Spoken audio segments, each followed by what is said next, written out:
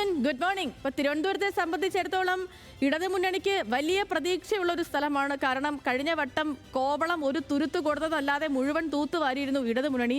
എന്നാൽ ഇത്തവണ അങ്ങനെയല്ല. കരുത്തരെയൊക്കെ രംഗത്തിറക്കി പരമാവധി പിടിക്കാം, തിരുവനന്തപുരത്ത് ഏറെക്കുറെ ഞങ്ങളുടെ സ്വാധീനം അല്ലെങ്കിൽ ഞങ്ങളുടെ നില അറിയിക്കുമെന്ന് പറയുന്നുണ്ട് UDF-ഉം കോൺഗ്രസും ഒക്കെ. ലാസ്റ്റ് മിനിറ്റ് പ്രഡിക്ഷൻ ഇടതുമുന്നണിയുടെയും UDF-ന്റെയും BJP-യുടെയും എങ്ങനെയാണ് അർജുൻ?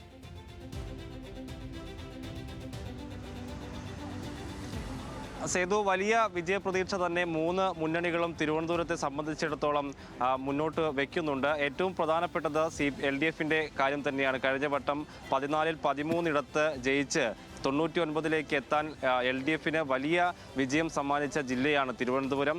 അത്രയും സീറ്റുകൾ എന്തായാലും ഇത്തവണ ലഭിക്കാൻ സാധ്യത ഇല്ല എന്നുള്ള വിലയിരുത്തൽ തന്നെയാണ് LDF-ന് ഉള്ളത്. ചില സീറ്റുകൾ നഷ്ടപ്പെടാനുള്ള സാധ്യത LDF കണക്ക് കൂട്ടുന്നുണ്ട്. അതിൽ ഒന്നാമത്തേത് തിരുവനന്തപുരം സെൻട്രലാണ്. അവിടെ CP ജോൺ ജയിക്കാനുള്ള സാധ്യത ആദ്യഘട്ടത്തിൽ തന്നെ ഇടതുപക്ഷം വിലയിരുത്തുന്നുണ്ട്. അതിനോടൊപ്പം തന്നെ ശക്തമായിട്ടുള്ള മത്സരം നടന്നു ചിലയിടങ്ങളിൽ എന്നുള്ള കാര്യം LDF വിലയിരുത്തുന്നുണ്ട്. അതിൽ ഒന്നാമത്തെ അരുവിക്കര മണ്ഡലമാണ്. VS ശിവകുമാർ വന്നതോടുകൂടി ആ മണ്ഡലത്തിൽ പ്രവചനാതീതമായി കാര്യങ്ങൾ എന്ന് കണക്കുകൂട്ടുകയാണ് LDF. UDF അവരുടെ സീറ്റുകളിൽ തിരുവനന്തപുരത്ത് പിടിക്കും എന്ന് പ്രതീക്ഷിക്കുന്ന സീറ്റുകളിൽ പ്രധാനപ്പെട്ട മണ്ഡലം കൂടിയായി അരുവിക്കര മാറി. പിന്നെയുള്ളത് കാട്ടാക്കട ഉൾപ്പെടെയുള്ള മണ്ഡലങ്ങളാണ്. അതേസമയത്ത് BJP-യെ പരിശോധിക്കുകയാണെങ്കിൽ അവർക്കും വലിയ പ്രതീക്ഷ വയ്ക്കുന്ന ജില്ലയാണ് തിരുവനന്തപുരം. ഒന്നാമത്തെ പേര് സംസ്ഥാന അധ്യക്ഷൻ തന്നെ മത്സരിക്കുന്ന നേമത്താണ്. അവസാനത്തെ കണക്കുകൂട്ടലുകളിൽ നേരിയ ഭൂരിപക്ഷം, ഒരു 2000-നടുത്ത് ഭൂരിപക്ഷത്തിന് ജയിച്ച് കയറാം എന്നുള്ള അവസാനത്തെ കണക്കുകൂട്ടലുകൾ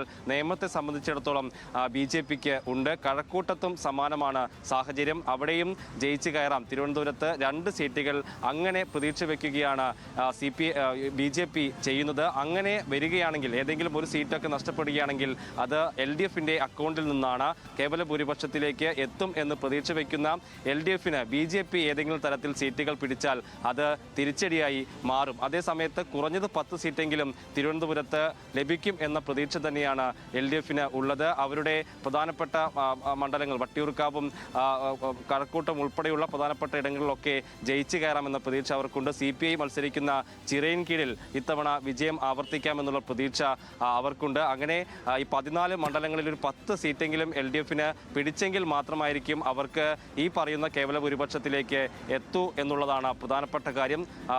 ഒരു കാര്യം കൂടി, തിരുവനന്തപുരത്തെ ഈ 14 ഇടങ്ങളിലെയും വോട്ടെണ്ണൽ ഒറ്റ കേന്ദ്രത്തിലാണ്. നാലാഞ്ചിറ മാറിയ ഇവാനിയൂസ് വിദ്യാനഗറിലാണ് 14 ഇടത്തെയും വോട്ടെണ്ണൽ കേന്ദ്രീകരിച്ചിരിക്കുന്നത്. അതിൻ്റെ അവിടെയാണ് ഞാനിപ്പോൾ ഉള്ളത്. നമുക്ക് ആ ഇടങ്ങൾ വേണമെങ്കിൽ കാണിച്ചു തരാം. ഇവിടെയാണ് ആറ്റിങ്ങൽ നെടുമങ്ങാട് സ്ഥലത്തെ വോട്ടുകൾ എണ്ണുക. തൊട്ടപ്പുറത്താണ് എല്ലാവരും ആകാംക്ഷയോടെ കാത്ത് ഇരിക്കുന്ന നേമം മണ്ഡലം. അവിടെ വോട്ടെണ്ണൽ നടക്കുന്നത് തൊട്ടപ്പുറത്തെ ആണ്. മറ്റെല്ലാ സ്ഥലങ്ങളിലെയും വോട്ടെണ്ണൽ ഇവിടെ തന്നെ കേന്ദ്രീകരിക്കുന്നു. 7 മണിയോടുകൂടി സ്ട്രോങ് റൂം തുറന്ന് വോട്ടെണ്ണലിനുള്ള പ്രക്രിയ ആരംഭിക്കും. കൃത്യം 8 മണിക്ക് തന്നെ വോട്ടെണ്ണൽ തുടങ്ങും. നേരത്തെ ഹാൻസ് പറഞ്ഞതുപോലെ തന്നെ ആദ്യം തപാൽ വോട്ടുകളാണ് എണ്ണുക. ഒരു മണ്ഡലത്തിൽ ശരാശരി ഒരു 2000-നും 3000-നും അടുത്തൊക്കെ തപാൽ വോട്ടുകൾ ഉണ്ട്. അതുകൊണ്ട് തന്നെ തപാൽ വോട്ടുകളിൽ നിന്നുള്ള റിസൾട്ട് വരാനുള്ള കാലതാമസം എന്തായാലും ഉണ്ടാകും. 8:30-ക്കാണ് EVM എണ്ണിത്തുടങ്ങുക. 8:45 ആദ്യ ഫലസൂചനകൾ വരും എന്ന് തന്നെയാണ് പ്രതീക്ഷിക്കുന്നത്. ഒരു റൗണ്ട് എന്ന് പറയുമ്പോൾ ഏതാണ്ട് 12-നും 14-നും ഇടയ്ക്കാണ് ടേബിളുകൾ ഉള്ളത്. അത് ഒരു റൗണ്ട് എണ്ണിക്കഴിയുമ്പോൾ ഏതാണ്ട് ഒരു 15 മിനിറ്റ് മാക്സിമം എടുക്കും. അങ്ങനെയാണെങ്കിൽ 8:45 തന്നെ കേരളത്തിൻ്റെ ട്രെൻഡ് എങ്ങോട്ടാണ് എന്ന് പറയാൻ കഴിയും. അതിൽ ഏറ്റവും ആകാംക്ഷയോടെ മലയാളികൾ കാത്തിരിക്കുന്ന മണ്ഡലങ്ങൾ എന്ന് ശരി.